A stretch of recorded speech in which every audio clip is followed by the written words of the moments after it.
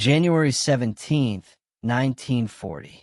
A gray dawn creeps over the frozen fields of northern France. The wind bites through the layers of German wool coats, carrying the faint clatter of boots across mud-slicked roads. In the distance, faint silhouettes appear. British soldiers, moving steadily, rifles slung, packs weighed down, their breaths rising like smoke in the icy air. From the edges of the tree-line, German eyes watch. There is curiosity, almost disbelief. These men, so far from home, so seemingly ordinary, move with a stubborn precision that commands respect.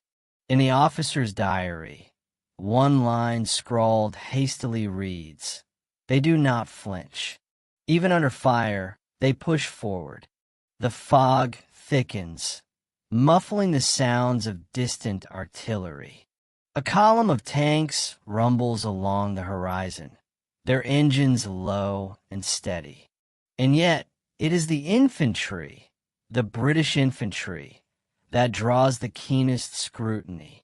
Quiet, disciplined, and strangely fearless, they challenge every assumption the Wehrmacht held about their enemy.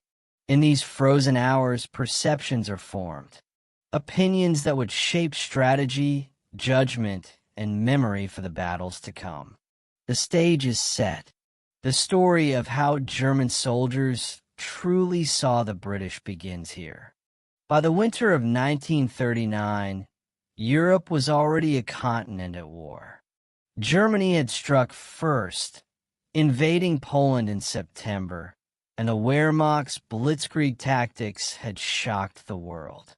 Tanks and mechanized infantry moved with a precision that seemed unstoppable, a force both disciplined and relentless. Meanwhile, across the English Channel, Britain prepared for a conflict that many in the Reich underestimated. The British Army of 1939 was small, professional, and rooted in tradition. It was not yet a mechanized powerhouse.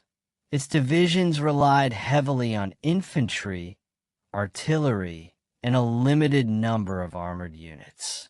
Soldiers were trained to endure, to hold ground, and to fight in the rigid formations handed down from the Great War. But behind that disciplined exterior lay adaptability and a stubborn refusal to yield, traits German observers would soon notice. In Berlin, the Wehrmacht's intelligence reports were filled with assumptions. British soldiers were considered polite, stiff, and perhaps lacking the ferocity of continental troops. Many officers recalled tales from the First World War. The British Expeditionary Force of 1914 had fought with honor, but had been thought fragile under sustained pressure. German propaganda painted the British as disciplined yet cautious, a people more suited to the colonies than the brutal front lines of Europe. Yet these preconceptions often collided with reality.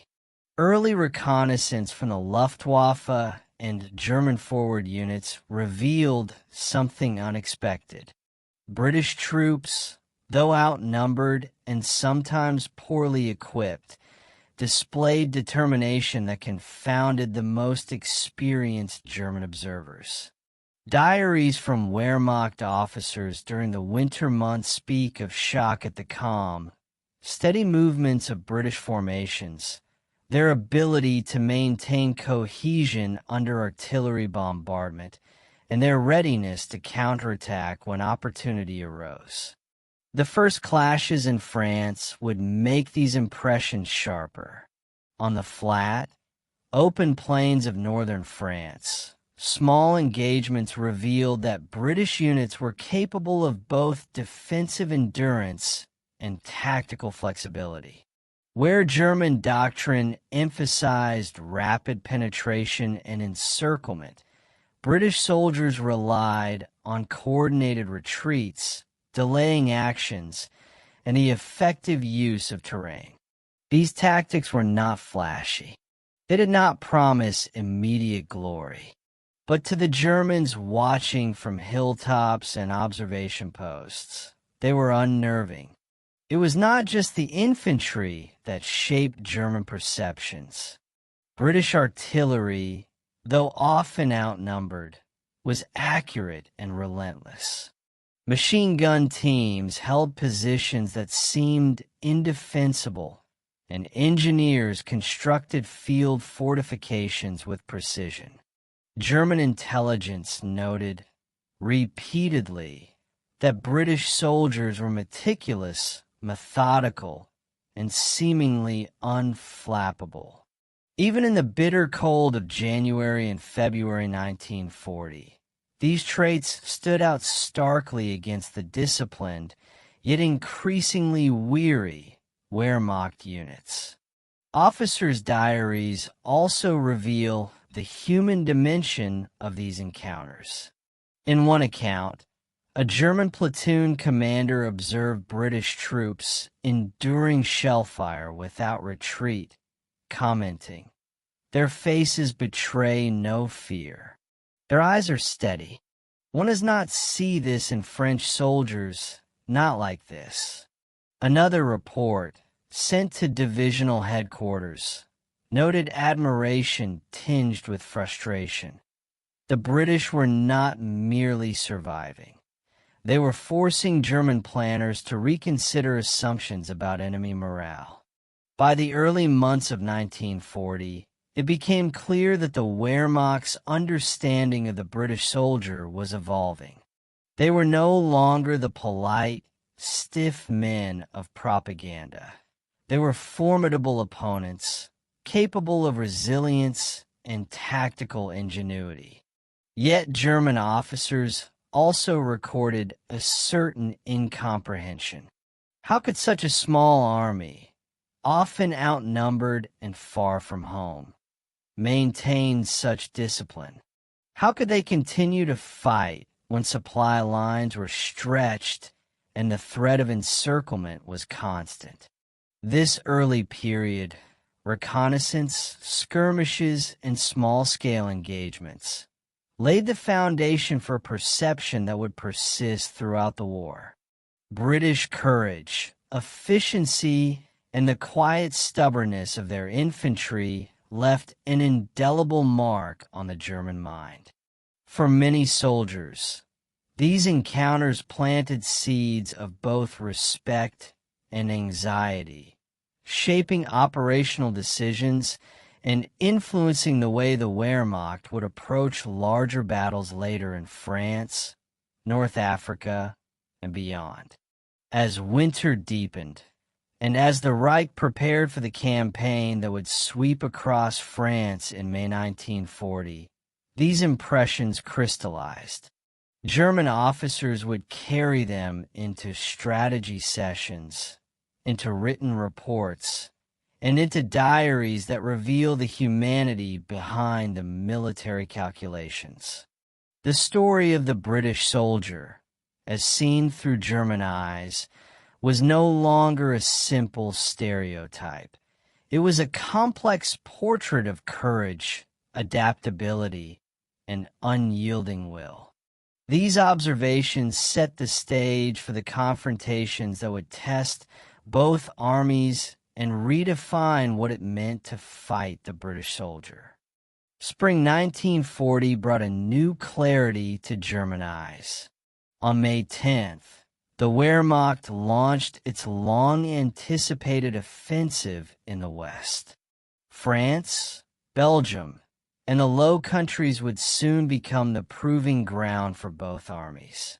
Among the myriad forces arrayed across the front, the British Expeditionary Force, BF, stood out, not in size, but in discipline and resolve.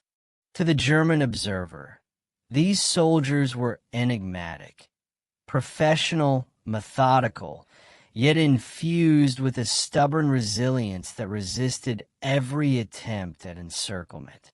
The early days of the campaign reinforced what winter reconnaissance had hinted at. In skirmishes around the Ardennes and northern Belgium, German reports frequently noted the BEF's calm under fire.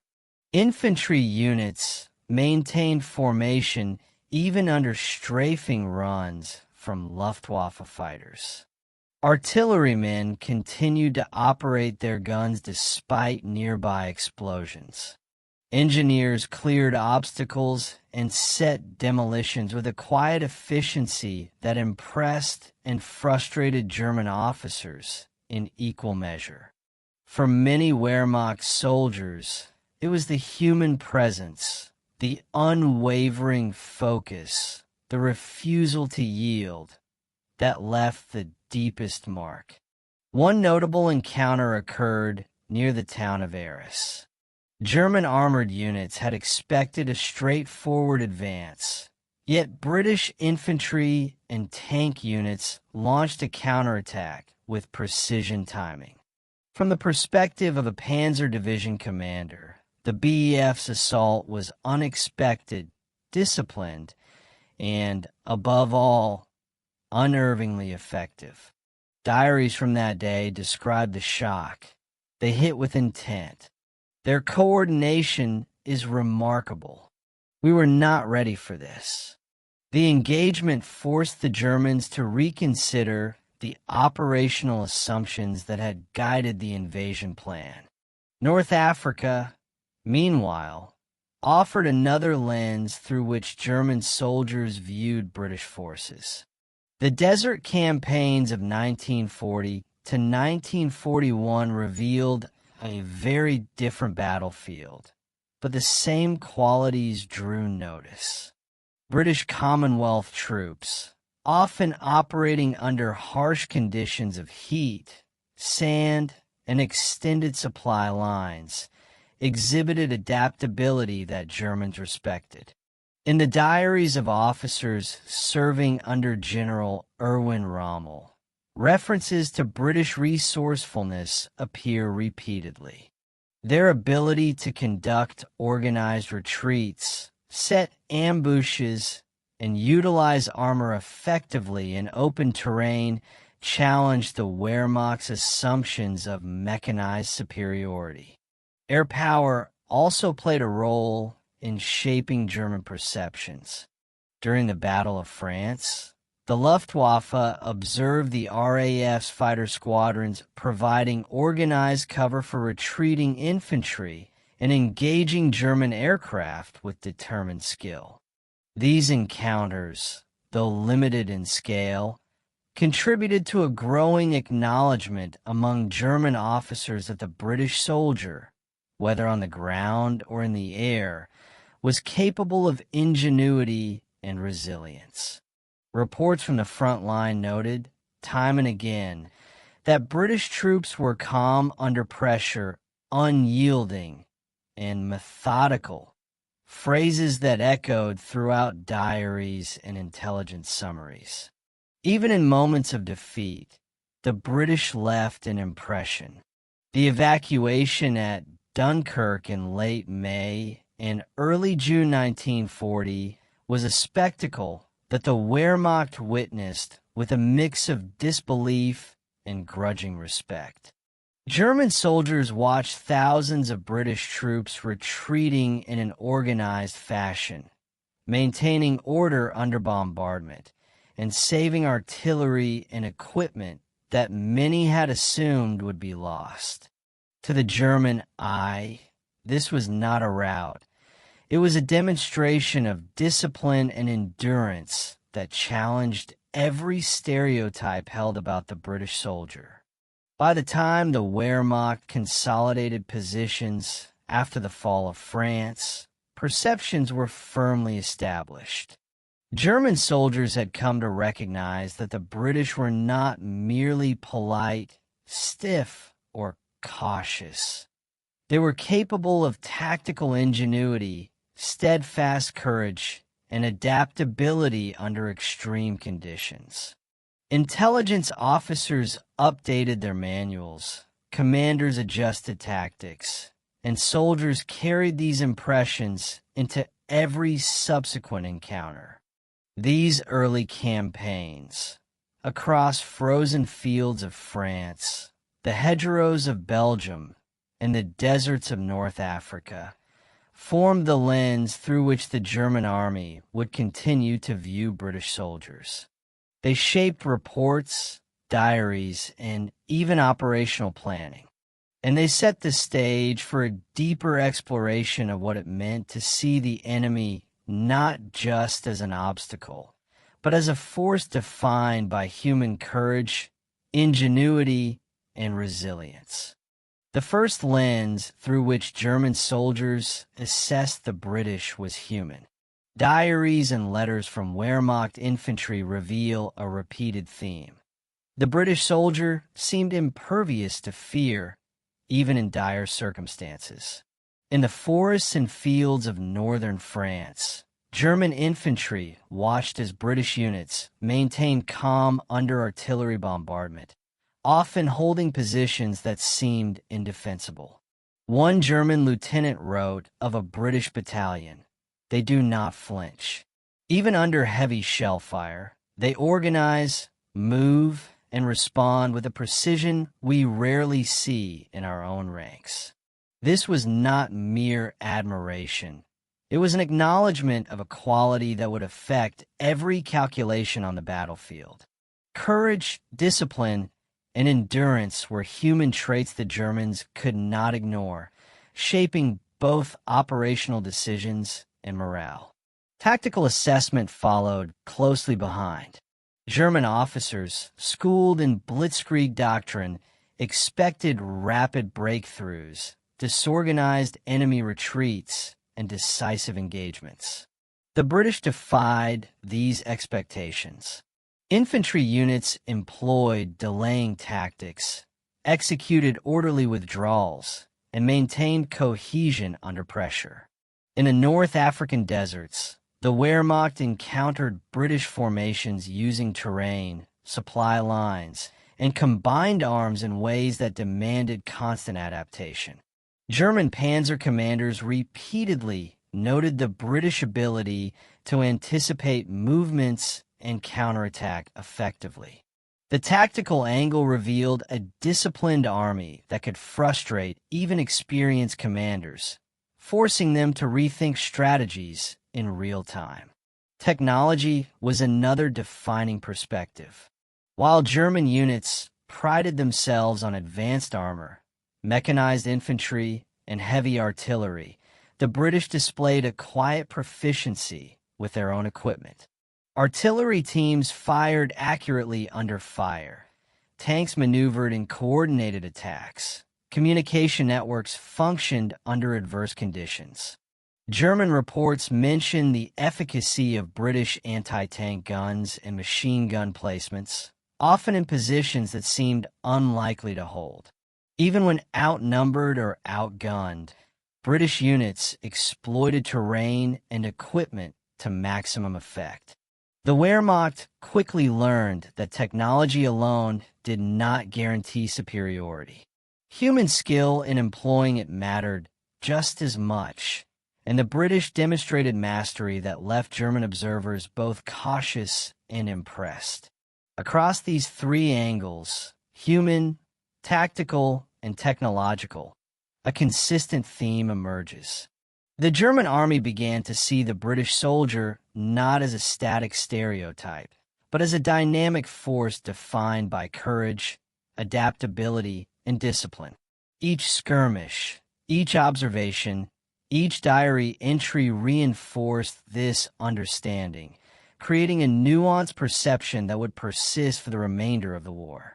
Leadership was one of the clearest distinctions German soldiers observed. German officers were trained to evaluate enemy command structures meticulously, and British officers did not disappoint.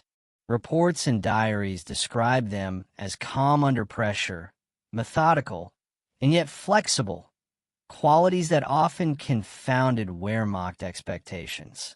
In several battles across France, German intelligence noted how British officers maintained order during retreats, coordinated counterattacks, and inspired confidence in their men even in the face of overwhelming odds.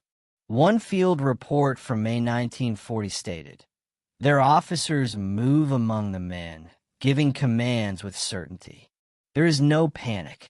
There is cohesion, even in chaos." For German soldiers, this was both admirable and intimidating. Leadership was not just a title. It was demonstrated in every movement, every decision, and every small success on the battlefield.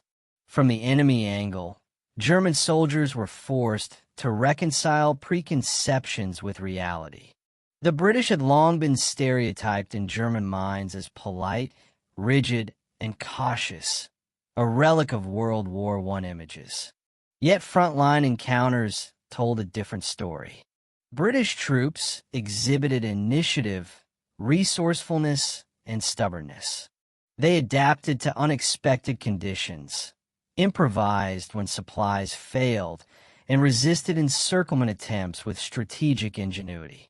German diaries frequently remark on the surprise of facing an opponent who did not conform to predicted patterns.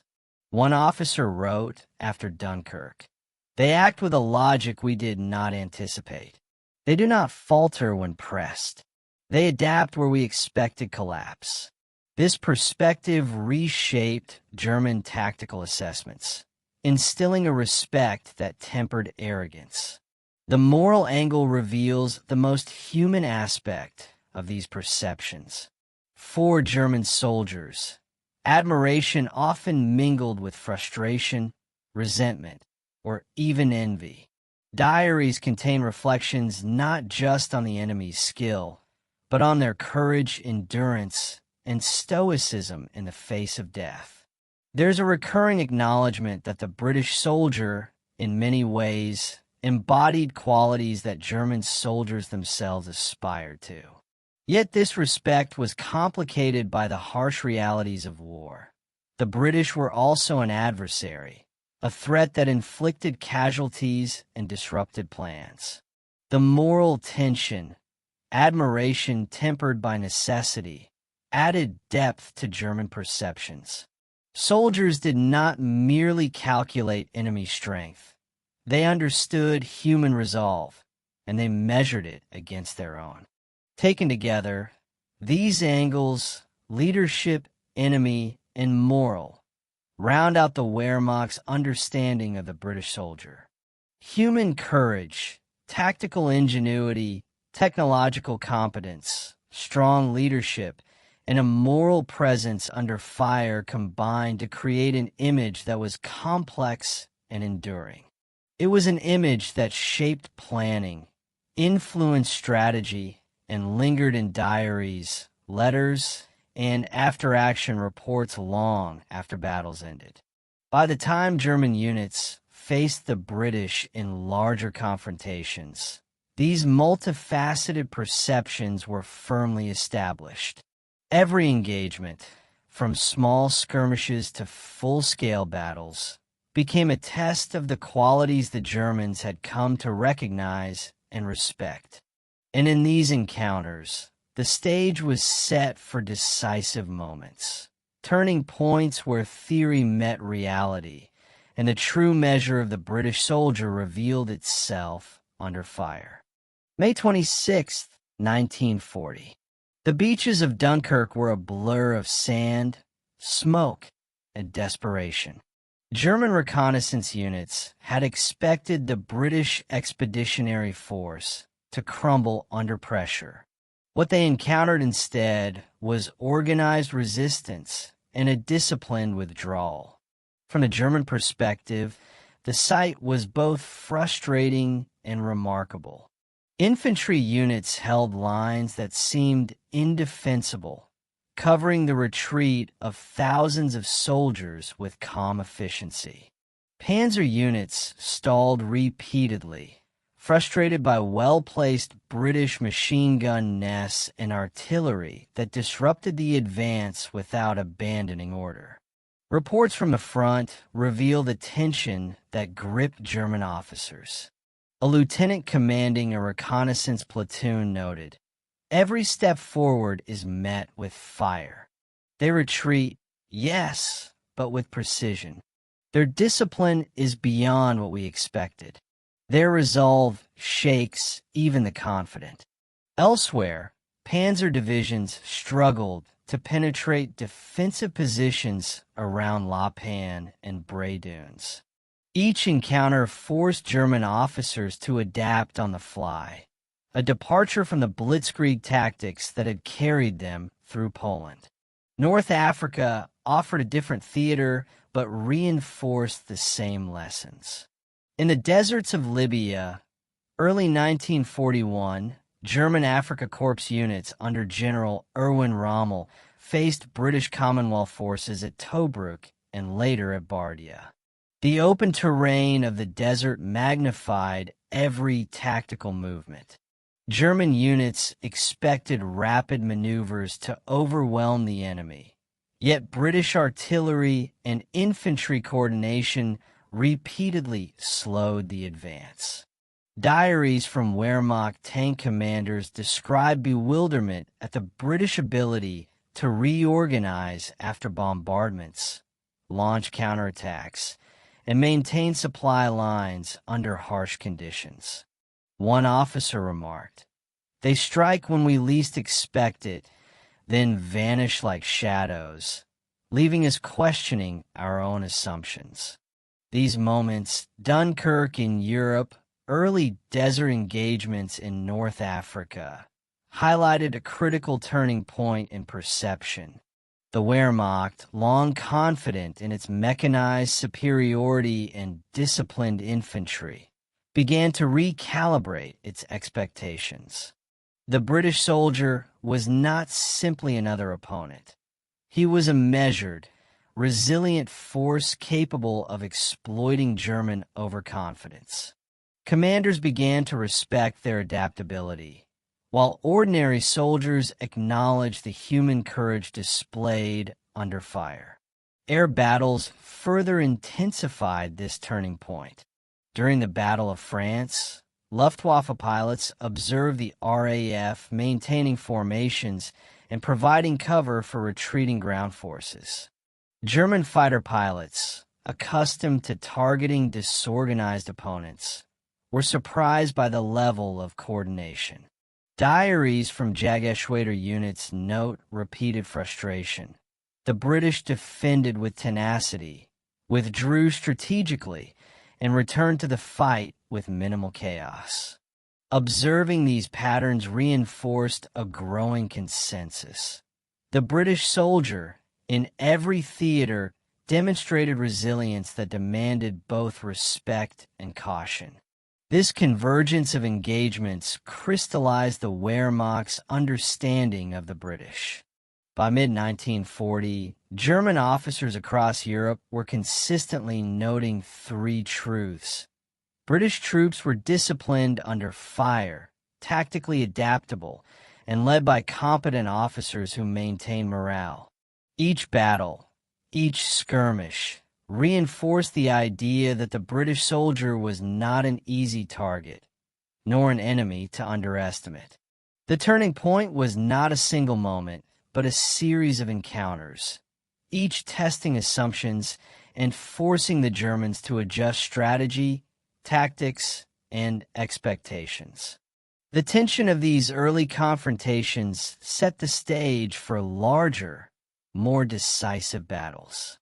In the months that followed, German officers and soldiers would carry these perceptions into new theaters: North Africa, the Mediterranean, and later engagements in Western Europe, where British tenacity and ingenuity continued to challenge the Wehrmacht at every turn. June 4th, 1940. The evacuation at Dunkirk was underway. From the German trenches and observation posts, the scene was surreal. Thousands of British soldiers moved in orderly columns toward the beaches, while artillery fire and Luftwaffe attacks sought to break their lines. German reports reflect a mix of frustration and admiration. One field officer wrote, "They do not panic. They move as one, each man knowing his place, his task, his duty. We expected chaos. There is none." Even as the Wehrmacht pressed forward, it became clear that discipline, morale, and leadership could not be crushed by sheer force. Meanwhile, in the North African desert, the British demonstrated similar resilience. During the skirmishes around Tobruk, German units found themselves repeatedly checked by Commonwealth infantry and artillery. Even outnumbered, British forces conducted fighting withdrawals, counterattacks, and defensive maneuvers with precision. Panzer commanders noted that these tactics frustrated the speed and efficiency of the German advance. One diary entry read, "We strike, and they fall back, but always in formation. Every retreat is a challenge. Every defense is calculated. It is exhausting to match them."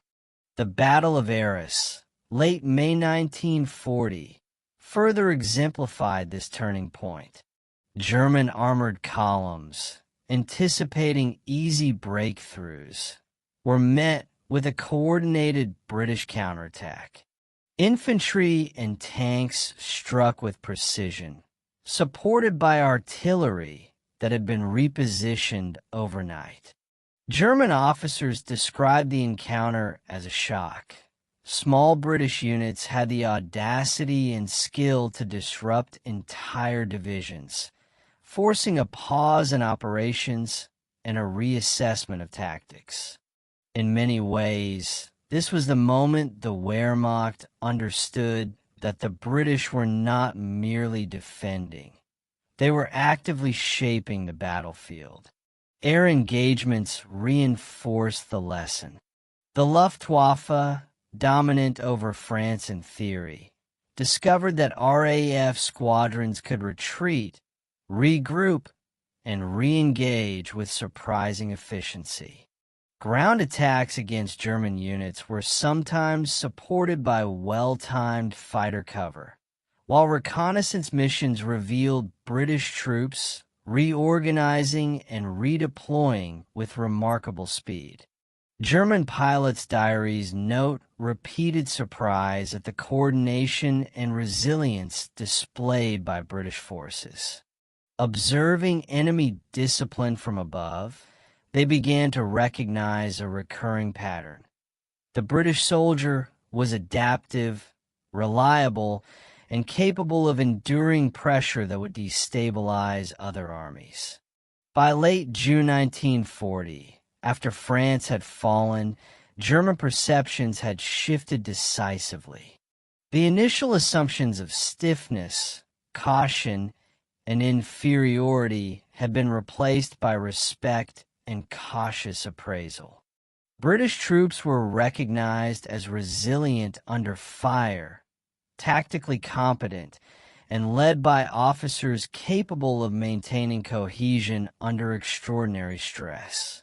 The Wehrmacht, once confident in rapid victory over the British, learned through direct confrontation that discipline, morale, and tactical ingenuity could alter the course of engagements, even when numerical and technological superiority favored them. This period also marked a psychological turning point. German soldiers were forced to reconcile admiration with the reality of an ongoing conflict. Reports and diaries reflect a subtle tension. Respect for an opponent's skill intertwined with frustration over the obstacles they presented. Each battlefield, from the sands of Dunkirk to the deserts of North Africa, reinforced the notion that the British soldier was not merely a target, but a formidable force whose human qualities demanded consideration. The crucible of these engagements, small skirmishes, tactical counterattacks, and coordinated retreats, cemented the Wehrmacht's evolving perception. By the end of this period, German soldiers carried into every new theater an understanding that the British soldier combined courage, adaptability, and steadfast leadership in ways that could not be predicted or dismissed. These lessons would echo through future campaigns, influencing both strategy and the human experience of combat. As these decisive moments concluded, the war continued, but the impressions forged on the battlefields of France and North Africa shaped the aftermath. Tactical adjustments, casualty assessments, and a grudging respect that would persist in German reports, diaries, and memories. By the summer of 1940, the Wehrmacht had consolidated its victory across France. On paper, Germany had achieved a stunning triumph. France capitulated, Belgium and the Netherlands were occupied, and the once feared British Expeditionary Force had been driven to the coast. Yet for German soldiers and officers, the victory carried nuances that were less celebrated. The British had retreated, yes, but they had done so with an order and discipline that left lasting impressions. Reports repeatedly described the evacuation at Dunkirk as remarkable, disciplined, and calculated. Even amidst defeat, the British soldier had demonstrated a capacity to resist and endure that challenged the assumptions of the Wehrmacht. For German morale, this was a complex reality. Soldiers on the front lines had grown accustomed to rapid advances, overwhelming firepower, and decisive engagements. Yet time and again, they encountered British troops who refused to break, who held defensive lines with precision, and who executed withdrawals with efficiency. Diaries from Panzer and infantry officers alike reveal a recurring theme: admiration tempered by frustration. One entry, written during the consolidation of positions north of Dunkirk, noted, "We have conquered territory, yet the enemy remains untouchable in spirit. Their courage is unnerving." Such reflections were uncommon when facing other opponents. Here, respect mingled uneasily with the euphoria of victory. Strategically, the Wehrmacht had to adapt. British resistance, though ultimately overcome in France, forced German commanders to reconsider assumptions about small, disciplined armies facing mechanized advances. Tactical manuals were updated and reconnaissance priorities shifted. Officers emphasized caution in subsequent operations, particularly where British troops were expected to hold or counterattack. Reports from German intelligence units highlighted patterns observed during Dunkirk. British units excelled at coordinated retreats, the effective use of artillery under pressure, and the maintenance of morale even in retreat. These operational lessons would inform German planning in North Africa and the Mediterranean, shaping the timing and nature of attacks, as well as defensive strategies. Casualty reports further illustrate the impact. While the British managed to evacuate the bulk of their forces, German units encountered stiff resistance that caused measurable losses. Infantry reports from May and June 1940 note that British machine gun positions, artillery fire, and counterattacks inflicted casualties beyond what had been expected for a retreating enemy. Even small engagements exacted a psychological toll, reminding German soldiers that the British, though outnumbered and often far from supply, could impose costs that demanded attention. The human dimension of this aftermath was significant. German soldiers recorded private reflections on the tenacity and courage of their adversaries. Letters home describe awed British composure under fire, as well as the frustration of seeing disciplined retreats thwart rapid advances.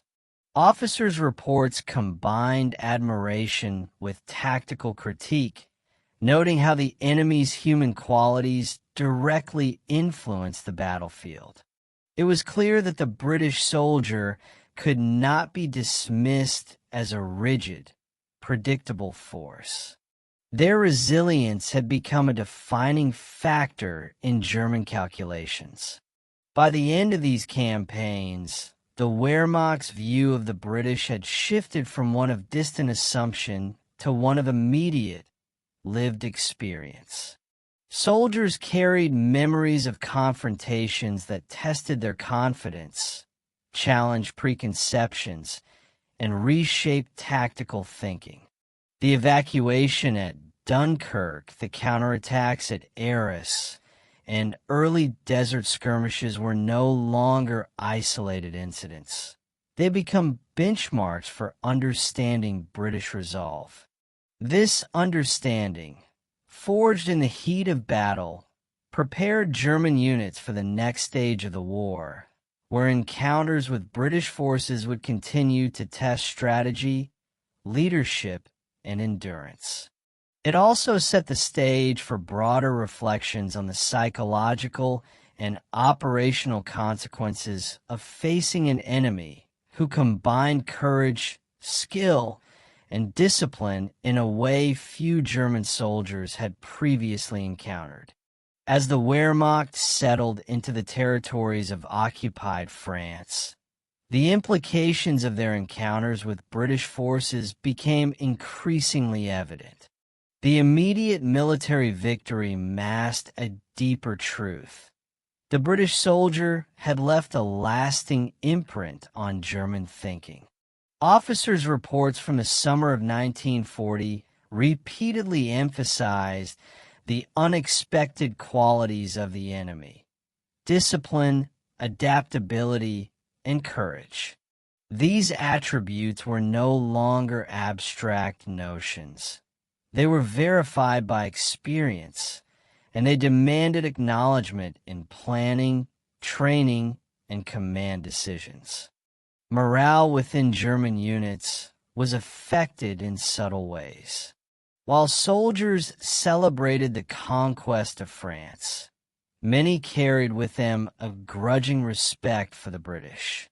Diaries from Panzer divisions describe moments of reflection.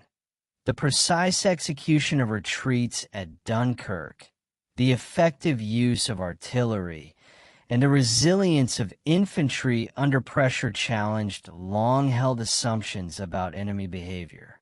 In some cases, this admiration was tinged with frustration. The British were not merely an opponent to be defeated. They were a standard of composure and resourcefulness that German soldiers recognized, even envied. Strategically, these lessons influenced operational planning for future campaigns. German intelligence reports began to highlight patterns in British behavior, emphasizing cohesion under pressure, coordinated retreats, and the capacity for rapid counterattacks.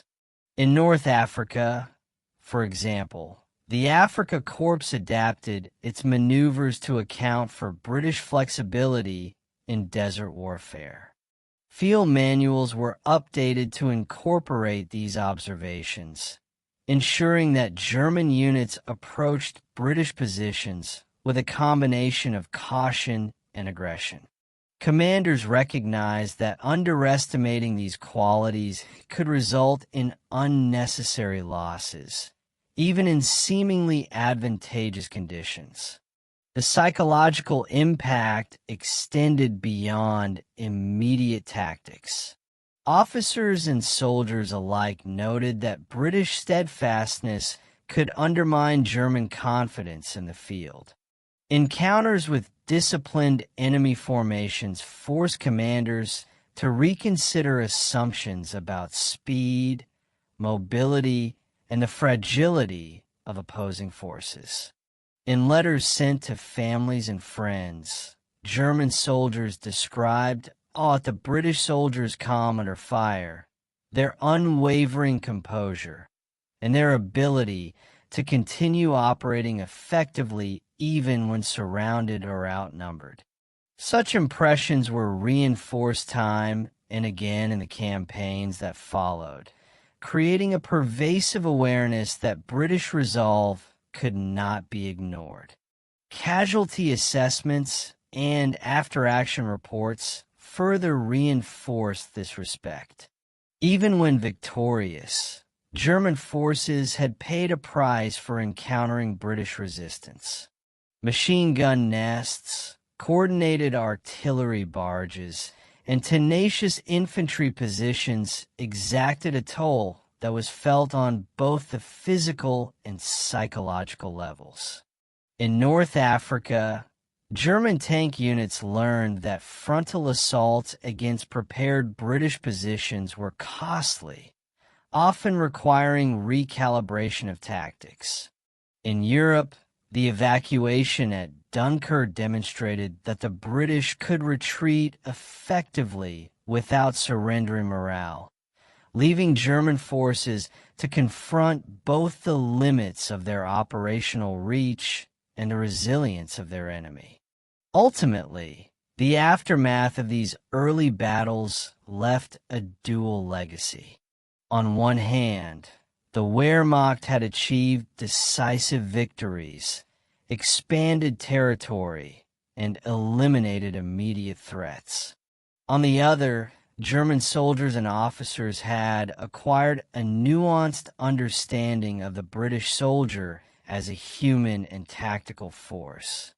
This perception, grounded in observation, experience, and reflection, would shape encounters for the remainder of the war. British courage, adaptability, and leadership became benchmarks against which German soldiers measured not only the enemy, but themselves, influencing both strategy and the human experience of combat. The stage was now set for reflection. German perceptions of the British had evolved through confrontation, observation, and analysis. From the frozen fields of France to the sands of North Africa, these experiences offered insights into the resilience and ingenuity of an enemy that, for all its respectability, remained formidable in every encounter.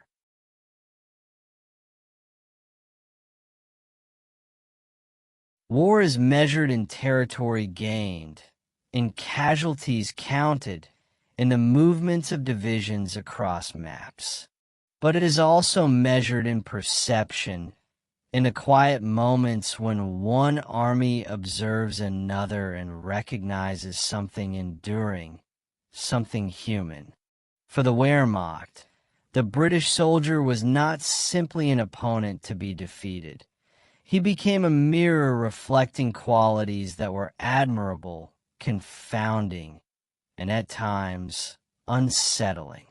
Through the frost of northern France, across the hedgerows, and into the deserts of North Africa, German soldiers witnessed courage under fire, calm under chaos, and discipline that resisted every attempt at disruption.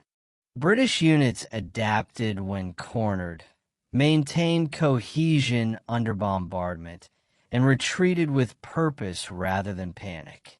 Officers led with precision, soldiers followed with resolve, and the human will to endure left a lasting impression on those who faced them.